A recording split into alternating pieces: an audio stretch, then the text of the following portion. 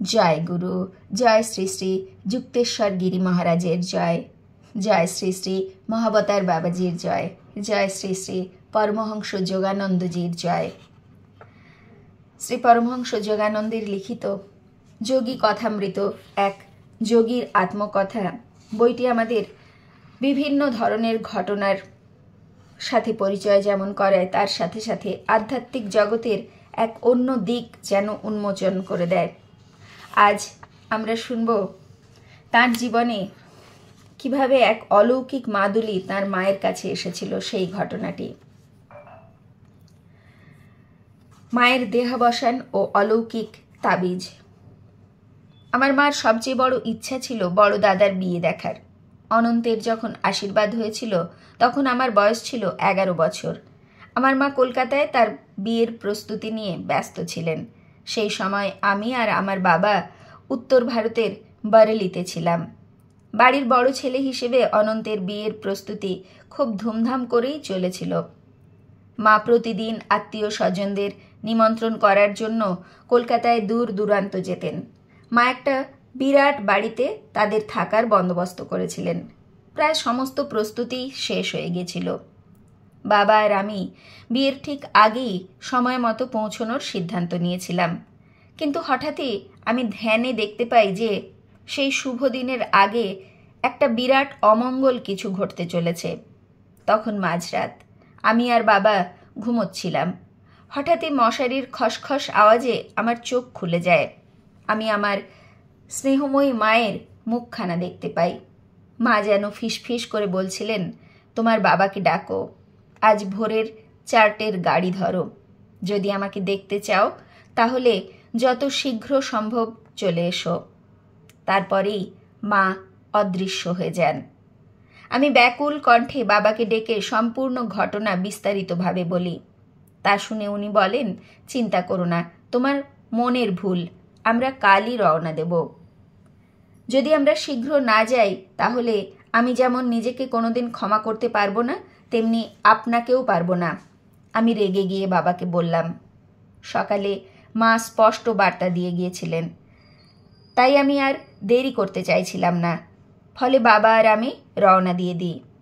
রাস্তায় একটা স্টেশনে ট্রেন বদলাতে হতো। সেখানে আমার এক কাকার সাথে দেখা হয়। একটা বড় ট্রেন সশব্দে আমাদের দিকে ছুটে আসছিল।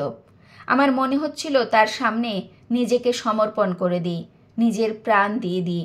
মাকে ছাড়া এই বিশাল পৃথিবীতে বেঁচে থাকার কথা আমি ভাবতে পারছিলাম না।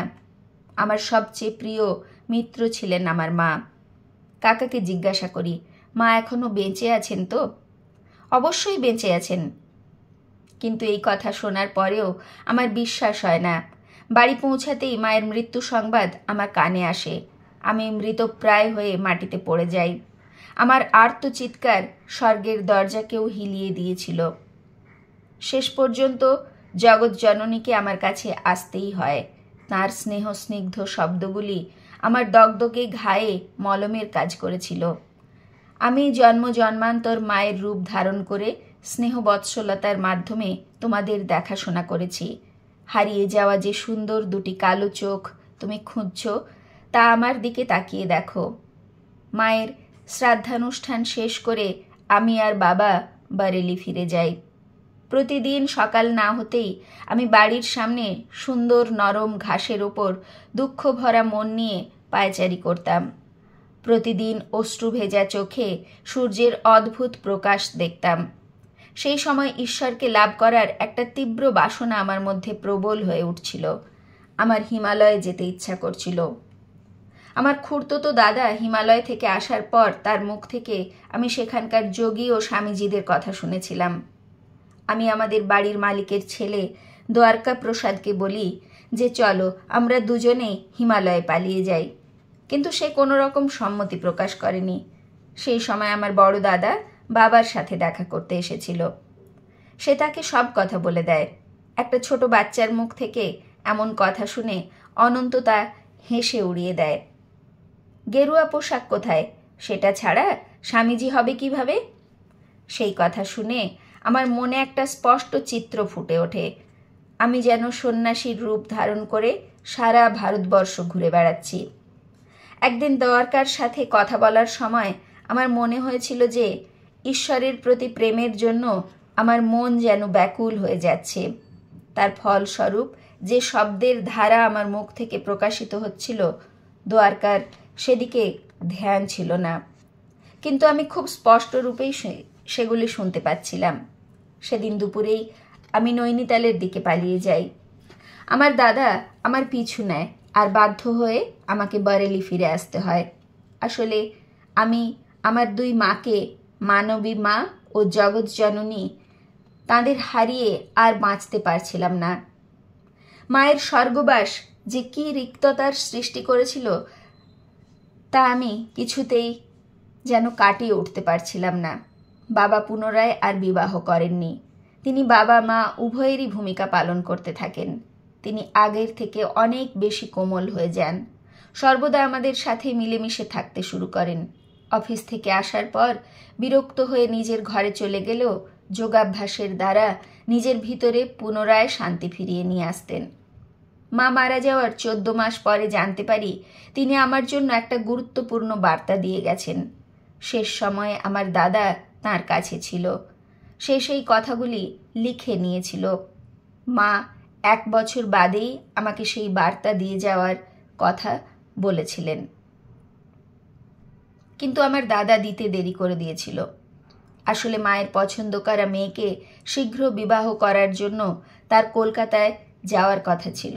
তার আগে একদিন সন্ধ্যার সময় আমাকে নিজের কাছে ডেকে বললেন, মুকুন্দ, আসলে আমার মনে হয়েছিল এই কথা জানার পর তোমার গৃহত্যাগের ইচ্ছা আরও প্রবল হয়ে যাবে। আসলে তুমি সর্বদা ঈশ্বর প্রেমেই লিপ্ত হয়ে আছো। যখন আমি তোমার হিমালয়ে গমনের পথে বাধা দিয়েছিলাম, তখনই আমি সংকল্প করেছিলাম যে অবিলম্বেই আমি তোমাকে এই পবিত্র বচন শোনাব। আমার দাদা আমাকে একটা ছোট্ট কৌটো হাতে দিয়ে সেই বার্তা শোনায়। মা বলে গেছিলেন, আমার মুকুন্দ, আমার এই কথাগুলো তোমার জন্য শেষ আশীর্বাদ। তোমার জন্মের পর যে অলৌকিক ঘটনা ঘটেছিল, এখন তা জানিয়ে দেওয়ার সময় এসে গেছে। ছোট্ট বালক রূপে তুমি যখন আমার কোলে খেলা করতে, তখনই তোমার ভেতরে নিহত মার্গ আমি জানতে পেরে গিয়েছিলাম। আমি তোমাকে বেনারসে শ্রী গুরুদেবের কাছে নিয়ে গেছিলাম, কিন্তু সেখানে ভক্তের ভিড় এত বেশি ছিল যে আমি ঠিকমতো গুরুদেবের দর্শন করতে পারছিলাম না। আমি মনে মনে প্রার্থনা করছিলাম যেন শ্রী গুরুদেব আমার মনের কথা জেনে নিয়ে তোমাকে আশীর্বাদ করার জন্য আমাদের তাঁর কাছে ডাকেন। তখনই উনি চোখ খোলেন আর ইশারা করে আমাকে তাঁর কাছে ডাকেন। আমি তার পবিত্র চরণে নিজের মাথা ঠেকাই। শ্রী লাহিড়ী মহাশয় তোমাকে নিজের কোলে নেন আর আধ্যাত্মিক দীক্ষার রূপে তোমার মাথায় নিজের হাত রাখেন। তিনি বলেন, ছোট মা, তোমার এই পুত্র যোগী হবে। একটা আধ্যাত্মিক ইঞ্জিনের মতো সে অনেক আত্মা ঈশ্বরের সাম্রাজ্যে নিয়ে যাবে। সর্বজ্ঞ শ্রী গুরুদেব আমার গোপন প্রার্থনা স্বীকার করে নিয়েছিলেন। তোমার জন্মের আগেই উনি বলেছিলেন তুমি ওনার পথেই চলবে। তোমার বড় দিদির কথা শুনেই আমি বুঝেছিলাম তুমি অদ্ভুত আলো দেখতে পাও।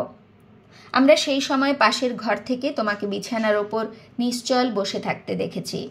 তোমার ছোট্ট মুখের মধ্যে দিয়ে অসম্ভব জ্যোতি প্রকাশিত হচ্ছিল। তুমি ঈশ্বরের দর্শনের আকাঙ্ক্ষায় হিমালয়ে যাওয়ার কথা বলেছিলে। এই সমস্ত ঘটনা আমাকে বুঝিয়ে দিয়েছিল যে তুমি সংসারের বন্ধনে আবদ্ধ হওয়ার জন্য জন্ম নাওনি।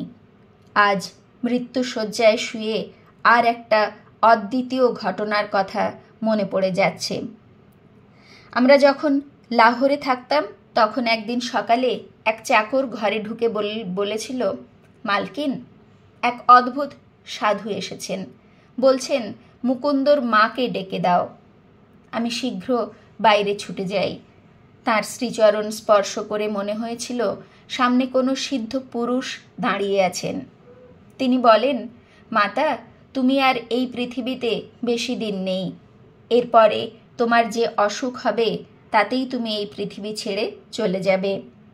এই কথা বলে তিনি একটু দাঁড়িয়ে যান। সেই মৌনতার সময় আমার এতটুকু ভয় বা শঙ্কা বোধ হয়নি, বরং এক তীব্র শান্তি অনুভব করেছিলাম। তারপর তিনি বলেন, সম্পদ হিসাবে তোমাকে একটা রূপোর মাদুলি দেব, যা অতি যত্নে তোমাকে নিজের কাছে রাখতে হবে। তবে আজ আমি তা তোমাকে দেব না। কাল তুমি যখন ধ্যান করবে তখন আপনা থেকেই তোমার হাতে তা মূর্ত রূপ ধারণ করবে। তোমার মৃত্যুর সময় তুমি তা তোমার বড় ছেলে অনন্তকে দিয়ে দিও, আর 1 বছর বাদে সে যেন তা তার ছোট ভাই মুকুন্দকে দিয়ে দেয়। আসলে যখন মুকুন্দ এই সংসারের মায়া মোহ ত্যাগ করে ঈশ্বরের প্রতি নিজেকে সমর্পণ করবে, তখনই যেন এই মাদুলি তার হাতে যায়। কয়েক বছর এই মাদুলি তার কাছে থাকবে। তার উদ্দেশ্য পূরণ হয়ে গেলে সেই মাদুলি আপনা থেকে অদৃশ্য হয়ে যাবে। যদি অতি গোপন স্থানেও তা রেখে দেওয়া হয়, তাহলেও যেখান থেকে তা এসেছিল সেখানেই ফিরে যাবে। আমি সাধু বাবাকে ভিক্ষা দিয়ে ভক্তি ভরে তাঁকে প্রণাম করেছিলাম, কিন্তু উনি ভিক্ষা গ্রহণ না করে আমাকে আশীর্বাদ দিয়ে চলে যান। পরের দিন সন্ধেবেলা আমি যখন হাত জোড়ো করে ঈশ্বরের ধ্যান করছিলাম, তখন সেই মাদুলি আমার হাতে প্রকটিত হয়। আমি 2 বছরের বেশি সময় ধরে এটাকে সামলে রেখেছি। এখন অনন্তের কাছে দিয়ে যাচ্ছি। আমার জন্য কোনো শোক করো না, কারণ আমাকে আমার শ্রী গুরুদেব ঈশ্বরের কোলে পাঠিয়ে দেবেন। আমি এবার যাচ্ছি। জগন্মাতা তোমাদের রক্ষা করবেন। মাদুলিটা হাতে আসতেই আমার ভেতরে যেন জ্ঞানের আলো প্রজ্বলিত হয়ে ওঠে। অনেক সুখ স্মৃতি মনে পড়ে যায়। মাদুলিটা ছিল গোল, একটু অদ্ভুত আকৃতির। সেটাকে দেখে অনেক প্রাচীন বলে মনে হচ্ছিল। তার উপরে সংস্কৃত ভাষায় কিছু লেখা ছিল। আমি বুঝে গেছিলাম যে গত জন্মের গুরুরা এই জন্মেও আমাকে পথ দেখানোর জন্য তা আমার কাছে পাঠিয়ে দিয়েছিলেন। মাদুলির গোপন রহস্যের উন্মোচন করা ঠিক হবে না। আর জীবনের অত্যন্ত দুঃখজনক সময়ে এই মাদুলি অদৃশ্য হয়ে গেছিল, কিন্তু তা অদৃশ্য হয়ে যাওয়ার পরেই আমি নিজের গুরুর দর্শন লাভ করেছিলাম। এখন তার বর্ণনা করার প্রয়োজন বোধ করছি না। হিমালয়ে যাওয়ার যে চেষ্টায় আমি বারংবার ব্যর্থ হচ্ছিলাম, সেই মাদুলি যেন আমার ভেতরে ডানার সঞ্চার করে আমাকে দূর দূরান্তে নিয়ে গেছিল। আজ এই পর্যন্তই। জয় গুরু। গুরু কৃপাহি কেবলম। জয় শ্রী শ্রী পরমহংস যোগানন্দজির জয়। জয় শ্রী শ্রী যুক্তেশ্বর গিরি মহারাজের জয়। জয় শ্রী শ্রী মহাবতার বাবাজির জয়। জয় গুরু।